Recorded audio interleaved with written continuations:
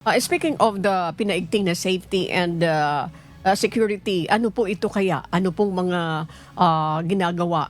Kasama ba dyan yung pag-inspect ng mga pasahero, yung mga luggages nila, pati na yung mga barko? Ano po yung mga safety and security measures na ini-implement nyo strictly right now?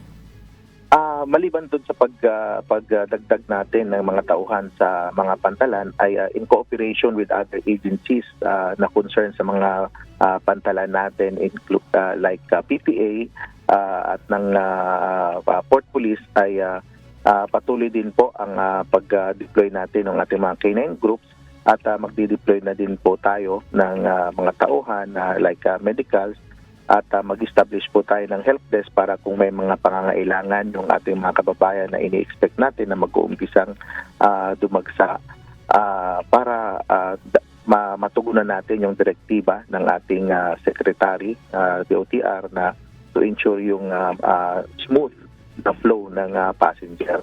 At kasama na rin po yun, yung nabanggit nyo po kanina, yung ating inspeksyon na bagamat regular nating ginagawa sa mga barko bago ito umaalis na to ensure na yung mga equipment at yung barko ay maayos ang kanilang mga makina at mga navigational equipment ay yung ating mga K9 groups, mga K9 unit ay nakadeploy din in addition doon sa kung ano yung regular natin na dinideploy ng mga tauhan.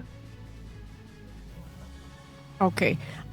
Commodore Ricafrente, yung tungkol din po, di ba po, minsan meron tayong nabalitaan na nag-overload na dahil yung bilang ng mga pasahero na dapat sana ay ito lang yung bilang pero nadadagdagan yan. Wala naman doon sa manifesto. Itong pong bagay na ito po ay ma-assure ba natin yung publiko na hindi ito mangyayari at this point? Tama po.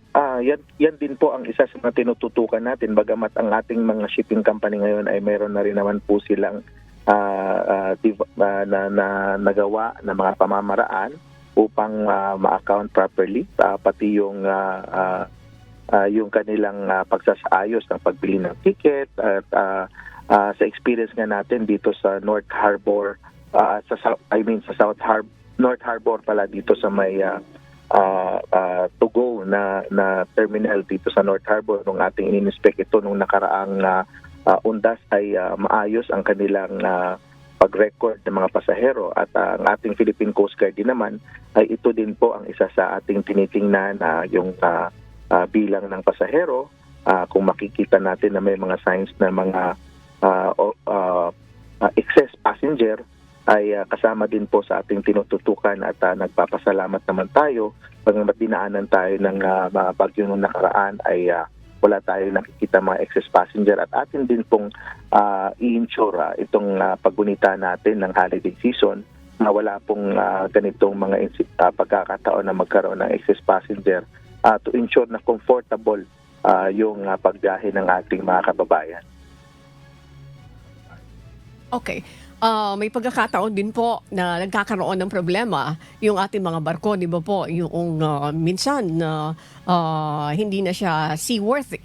Ngayon po, ang gusto ko lang malaman din po sa inyo, Commodore Ricafrente, how about the rescue efforts na ginagawa o kaya yung mga ginawa niyong preparations right now para at least in case na may aksidente, in case na may mga ganong klaseng pangyayari ay agad-agad na makakaresponde yung ating Philippine Coast Guard?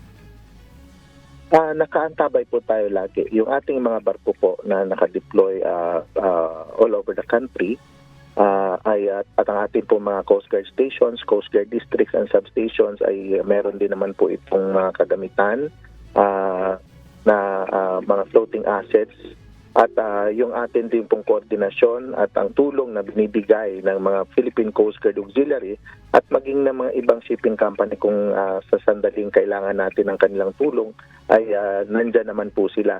Pero we could assure the public ng Philippine Coast Guard including yung mga barko na naka-deploy sa iba't ibang bahagi ng bansa natin ay naka-ready to respond just in case merong mga insidente kagaya ng along the way merong mga nasiraan ay nandiyan po tayo nakaantabay. Maaari lang po sila makipag-ugnayan at sa ating mga malapit na impilan, at alam naman po ito ng ating mga tripulante ng barko at ng mga shipping company kung paano nila i-contact, paano sila mag-connect sa ating Philippine Coast Guard kung sakaling meron silang pangangailangan ng tulong sa ating pamahalaan.